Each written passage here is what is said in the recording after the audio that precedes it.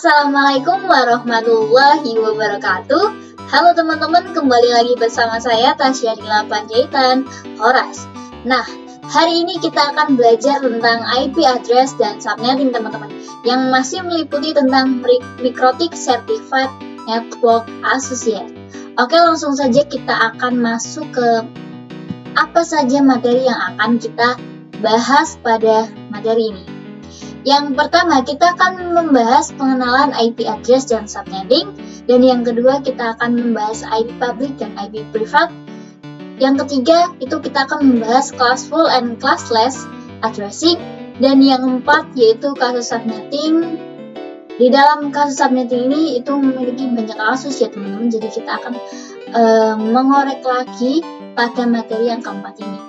Dan yang kelima, itu kita materinya itu konsep blok subnet, yang keenam yaitu konsep switch and router ya teman-teman. Oke, langsung aja, jangan lama-lama, kita langsung masuk ke materi yang pertama. Oke teman-teman, kita masuk ke materi yang pertama, yaitu pengenalan IP address dan subnetting teman-teman.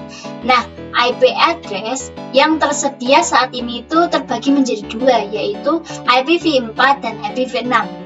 Untuk IPv4 itu memiliki 4 oktet teman-teman, yang dimana pada setiap oktetnya itu dia memiliki 8 bit, maka jika dijumlahkan memiliki 32 bit. Nah, angka pada setiap oktetnya merupakan angka desimal teman-teman, dari 0 sampai 255, tidak kurang dan tidak lebih. Untuk penulisan IPv4 yang benar itu perlu disertakan dengan prefix. Nah, ini ada contoh ya teman-teman, di mana terdapat contoh IP yang dimana dari prefix yaitu 192.168.1.1 dan slashnya 24. Maka slash 24 merupakan prefix ya teman-teman. Ini slashnya ini tuh di sini teman-teman harusnya. Pasti teman-teman itu bingung prefix itu apa.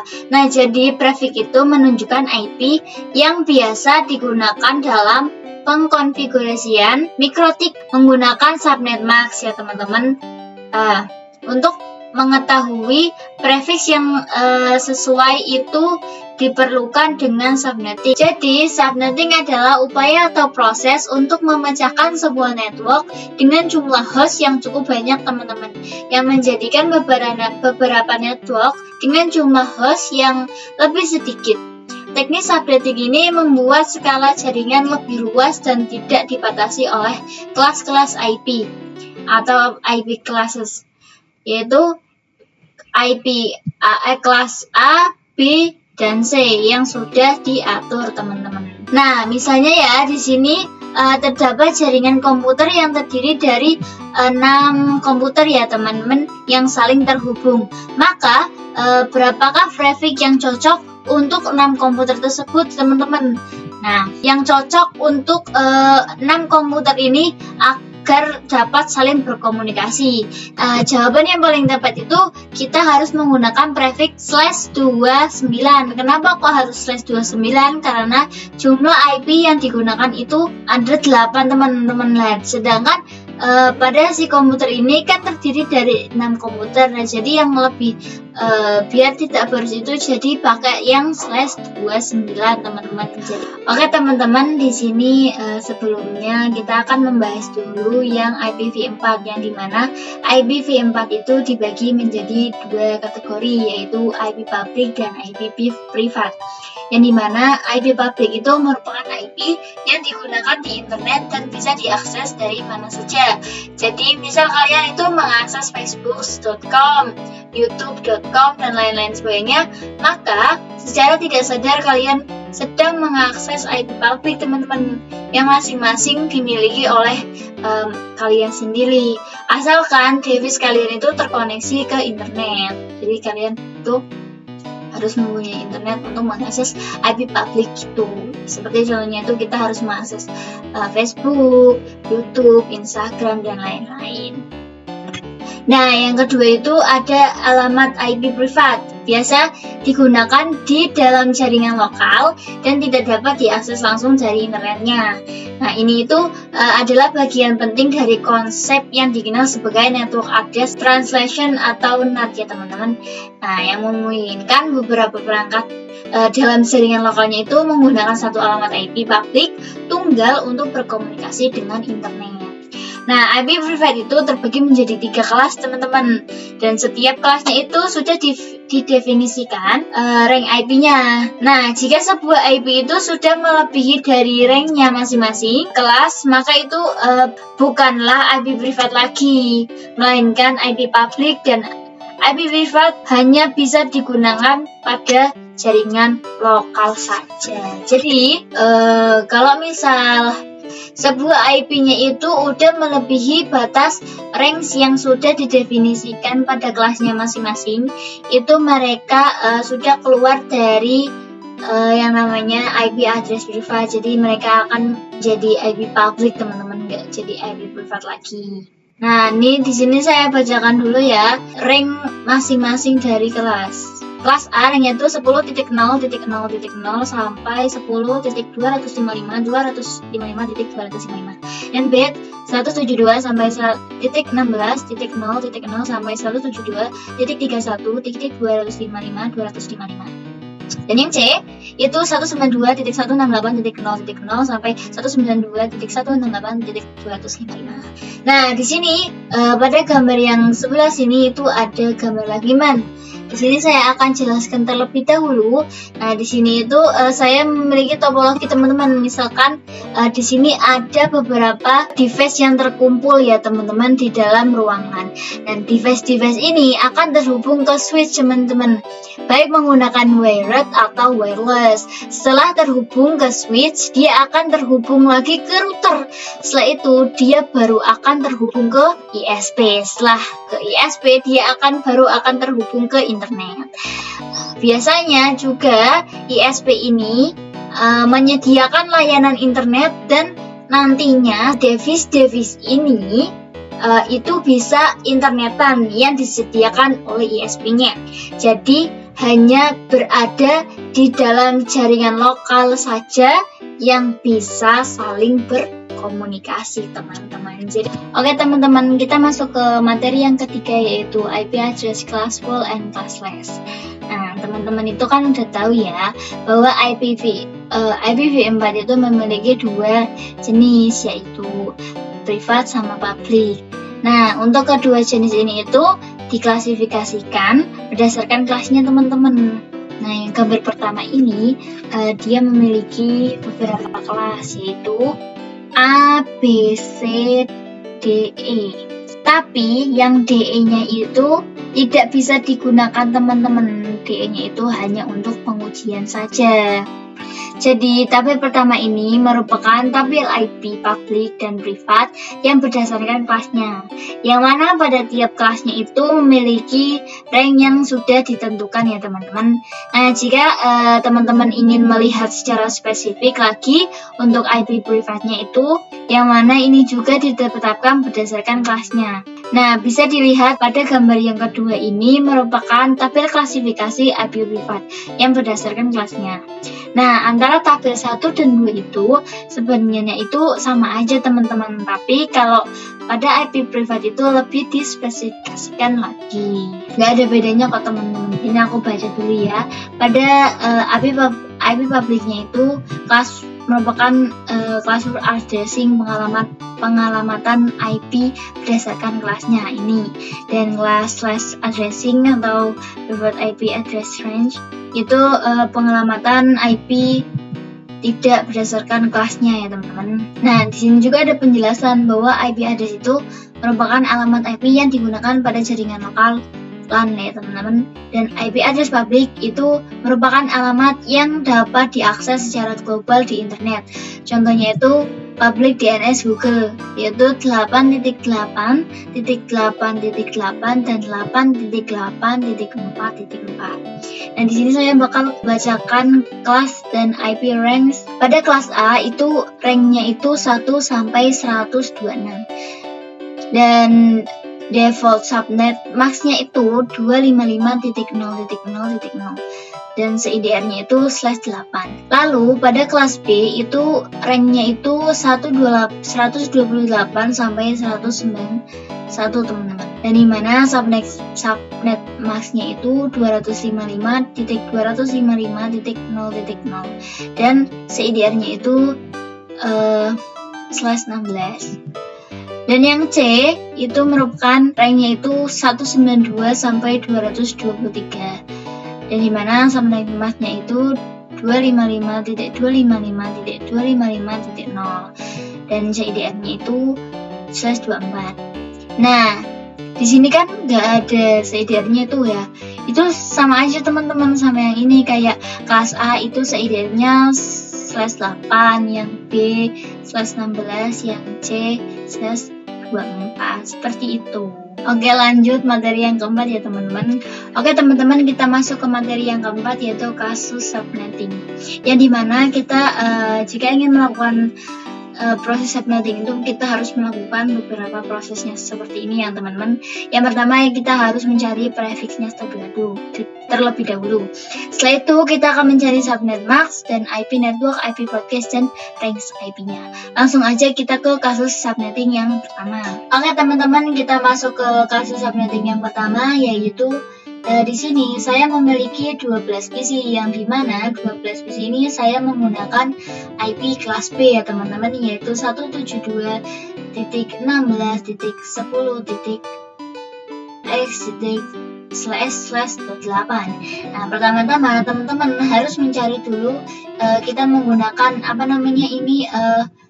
perpangkatan 2 ya teman-teman, yang dimana 2 pangkat berapa yang hasilnya jadi 12. Nah, di sini saya menemukan 4, yaitu hasilnya 16. Sebenarnya ini itu nggak boleh kurang ya teman-teman, tapi boleh lebih.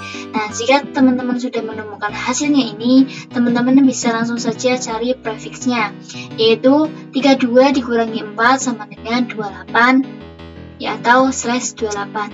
Loh, kok bisa gini? 32 itu merupakan bit keseluruhan bit IPv4 ya teman-teman.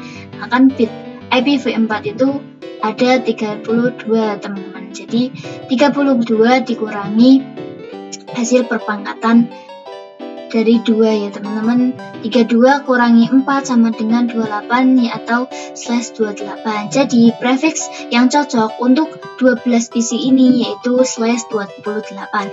Setelah menentukan prefiks, kita bisa mencari total IP, yang dimana perpangkatan 2 itu 2 jadi pangkat 32. 32 ini merupakan bit pada IPv4 atau yang di sini. Setelah itu dikurangi 28 atau hasil prefiksnya sama dengan 2 pangkat 4, dan 2 pangkat 4 sama dengan 16. Nah, di sini sudah muncul hasil total IP-nya. Setelah itu kita mencari hasil subnet mask-nya ya teman-teman, yaitu 256 dikurangi 16. 16 ini merupakan hasil dari total IP ya teman-teman, dan ini 256 juga itu merupakan total IP-nya. Nah, di mana 256 ini dikurangi 16 sama dengan 240, yang jadinya itu 255.255.240. Jadi subnet mask-nya itu ini teman-teman. Nah, selanjutnya kita bisa mencari IP network dan IP broadcast. Yang dimana IP network merupakan IP pertama dan IP broadcast merupakan IP terakhir. Mana IP network itu yang pertama itu pasti 0, dan IP network yang keduanya itu merupakan 16, yang dimana 16 ini merupakan total IP yang sudah kita hitung itu, dan yang dimana 32 ini merupakan hasil total IP, yang dimana 32-nya itu 16 ditambah 16 jadi 32 hasilnya. Jadi ini merupakan hasil IP network atau IP yang pertama. Nah, di sini kita akan mencari IP broadcast-nya, yang dimana IP broadcast-nya itu merupakan pengurangan satu dari IP network, yaitu misalnya 16 dikurangi 1 jadinya 15 dan 32 dikurangi 1 jadi 31. Nah, jadi kita sudah menemukan IP network dan IP broadcast-nya ya teman-teman. Nah, sebelumnya teman-teman sini saya menjelasin blok subnet. Blok subnet itu merupakan kayak contohnya itu apartemen teman-teman. Kayak gini nih. Misalnya blok subnet yang pertama itu 0 dan 15 dan blok subnet yang kedua itu 16 dan 31. Nah, ini merupakan 0 dan 15 itu merupakan kayak lantai pertama kayak gitu loh teman-teman. Dan blok subnet yang kedua itu merupakan 1631 yang merupakan lantai kedua teman-teman. Ini merupakan lantai pertama dan ini merupakan lantai kedua dan selanjutnya teman-teman. Nah, setelah kita sudah mencari IP network dan IP broadcast-nya itu, kita akan mencari rank IP-nya. Yang dimana rank IP yang pertama itu 172.16.10.0 dan 172.16.10.15, yang dimana ini merupakan yang pertama rank IP-nya ini itu merupakan IP network dan yang ini merupakan IP broadcast.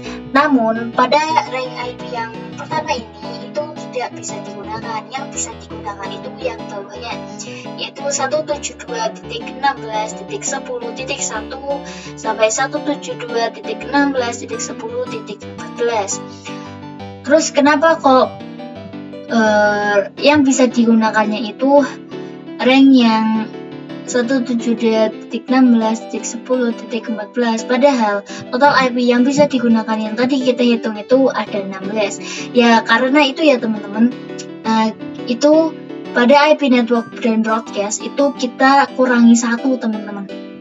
Nah, IP network tadi kan ini kita menghitung 16 dikurangi 1 jadi 15, 32 kurangi 1 jadi 31. Jadi IP network yang ini itu kita kurangi 1, dan pada IP broadcastnya itu juga kita kurangi 1. Jadi kalau turun itu dan 15 ini itu jadi 14 teman-teman. Jadi seperti itu ya teman-teman. Lanjut kita ke kasus yang kedua. Pada kasus yang kedua itu sama saja teman-teman caranya. Nah, tapi ini kita menggunakan 60 PC dan kita menggunakan kelas yang pertama yaitu 10.1.1.x/26. Seperti biasa kita menggunakan perpangkatan 2 dan 2 dikali berapa biar hasilnya 60. Tidak boleh kurang tapi boleh lebih. Yang saya menemukan 2 pangkat 6 yang hasilnya 64. Setelah itu kita mencari prefixnya, yang dimana prefixnya yang pertama itu kita menggunakan 32 bit karena kita menggunakan IPv4. IPv4 itu memiliki 32 bit ya teman-teman, dan dikurangi dengan perpangkatannya yang sama dengan itu 26 atau /26. Setelah itu kita mencari total IP. Seperti biasa perpangkatan 2 dan total bitnya 2 pangkat 32 dan dikurangi 26 atau total prefixnya sama dengan 2 pangkat 6 yaitu 64. Total IP-nya jadi 64 ya teman-teman. Setelah itu kita mencari subnet masknya, yaitu di sini merupakan total IP ya teman-teman yang digunakan IP address-nya itu ya. Setelah itu kita kurangi dengan total IP teman-teman yang hasilnya jadi 192. Jadi kita menemukan subnet masknya itu 255.255.255.192. Setelah itu seperti biasa kita mencari IP network dan IP broadcast-nya, yang dimana pada IP network itu pasti yang pertama itu 0 ya teman-teman, dan yang keduanya itu 64 atau hasil total IP-nya, dan 128 itu merupakan total IP yang ditambahkan dengan total IP. Jadi 64 ditambah 64 jadi 128, dan 192 itu merupakan subnet masknya ya teman-teman. Bisa lanjutin lagi. Terus setelah itu IP broadcast. Nah, teman-teman masih ingat kan kalau IP broadcast itu dikurangi IP network, kayak 64 dikurangi 1 kan berarti yang satunya itu ditinggal pada IP network. Jadi kalau turun itu jadi 63, dan 128 kalau turun jadi 127, dan 192 kalau turun jadi 191. Setelah kita menemukan IP network dan IP broadcast, lalu kita akan mencari rank IP-nya. Nah, rank IP-nya yang pertama itu kita sudah menemukan yaitu 10.1.1.64 sampai 10.1.1.127. Tapi pada IP yang pertama ini itu tidak bisa digunakan karena kayak tadi penjelasan pertama. Yang ini itu merupakan IP network dan yang ini merupakan IP broadcast ya teman-teman. Nah, ini merupakan ini menggunakan subnet mask yang kedua teman-teman. Nah, yang bisa digunakan itu bawahnya yaitu 10.1.1.64 sama dengan 10.1.1.126. Ya, seperti tadi karena ini kenapa kok hanya bisa 126 yang bisa digunakan? Ya, karena sudah ditinggali pada IP network dan IP broadcast-nya. Jadi seperti itu teman-teman. Langsung kita ke kasus subnetting yang ketiga. Ini kita menggunakan 100 PC ya teman-teman, contohnya itu 100 PC dan kita menggunakan kelas C ya teman-teman, yang dimana kelas itu merupakan IP 192.168.1.x/25. Seperti biasa kita menggunakan perpangkatan 2 pangkat berapa biar hasilnya 100, yaitu 2 pangkat 7 sama dengan 128. Setelah itu kita mencari prefixnya teman-teman. Prefixnya seperti biasa, jumlah bit dikurangi perpangkatannya yaitu 7 sama dengan 25 ya, atau /25. Terus total IP-nya itu seperti biasa perpangkatan 2 yang pangkatnya itu 32 atau total bitnya. Setelah itu dikurangi prefixnya sama dengan 2 pangkat 7 yaitu 102 sama dengan 128. Setelah itu kita menentukan subnet masknya yaitu 256 yaitu total IP-nya dikurangi 128 yaitu total IP yang sudah kita hitung tadi. Jadi hasilnya 128. Nah, jadi subnet masknya pada kasus yang ketiga itu 255.255.255.128. Setelah itu kita mencari IP networknya.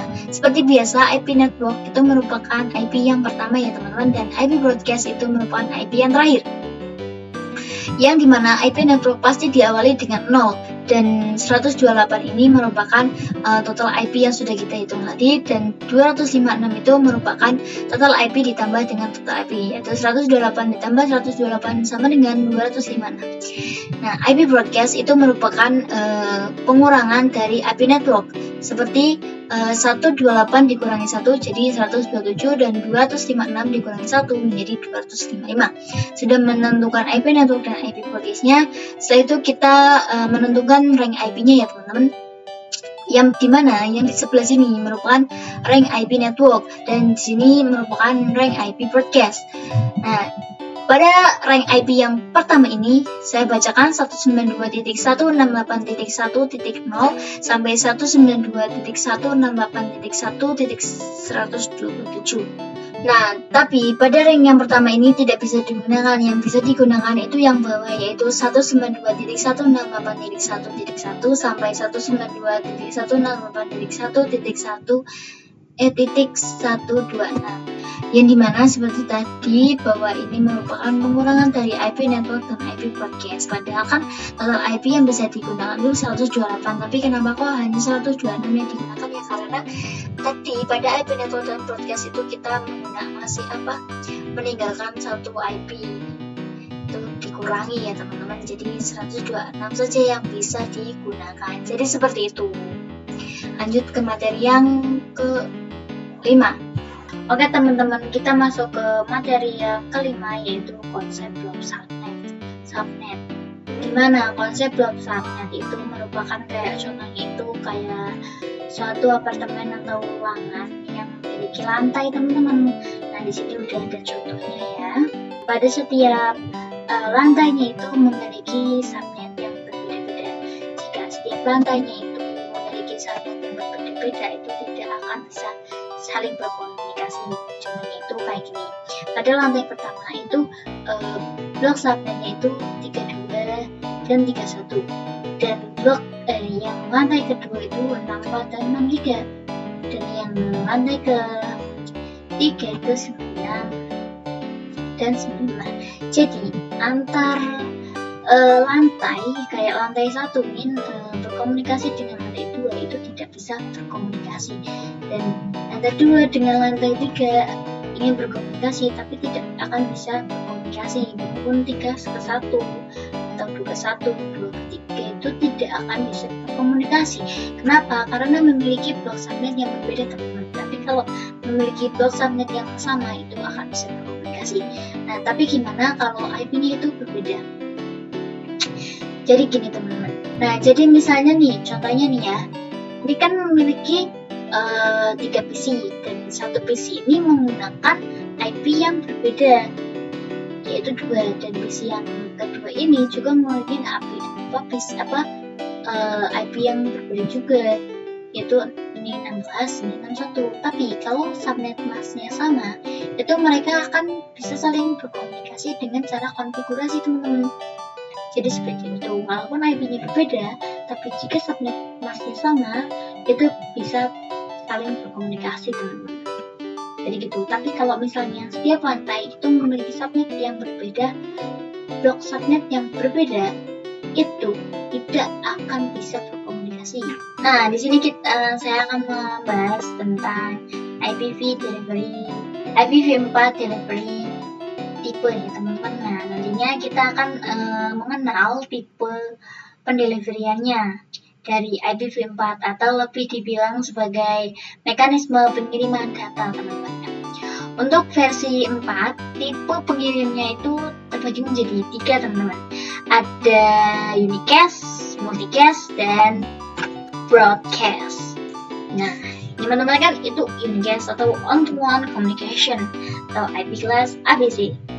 Nah, contohnya itu ada gambar di sini. Ini merupakan gambar unicast atau on-to-one communication. Yang dimana si ininya itu akan komunikasi dengan satu arah saja, atau dia akan mengirim data ke satu host saja teman-teman, karena kan ini udah jelas ya one-to-one communication di IP class ABC gitu. Nah, lanjut kita ke multicast atau on-to-many communication, yaitu grup IP class D.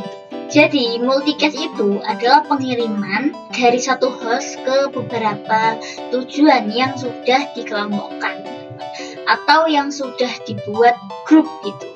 Nah, contohnya multicast itu pada IP address kelas D itu gini. Jadi, walaupun kelas D ini tidak bisa digunakan, tapi dia cara kerjanya itu menggunakan multicast. Nah, pada contoh gambar multicast ini, nah misalnya ini memiliki yang namanya grup kuning teman-teman. Nah, jadi si switch-nya itu akan mengirim ke grup yang sudah dikelompokkan teman-teman, atau ditujukan kelompoknya, kayak grup kuning.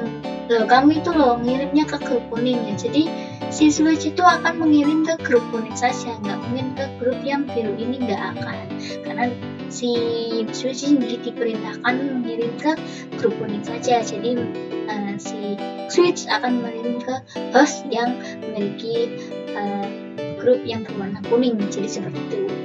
Nah, yang ketiga itu ada broadcast atau on-to-all communication.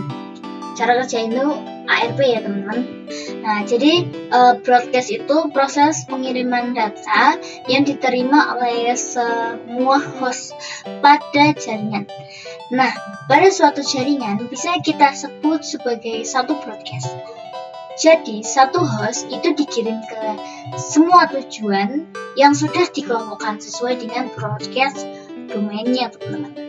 Nah, contohnya dari gambar ini merupakan satu host, dia dikirim ke yang sudah dituju, yaitu yang broadcast domainnya. Sama contohnya itu kayak cara kerjanya itu ARP teman-teman. Jadi si broadcast ini akan mengirim ke semua domainnya atau kelompoknya gitu.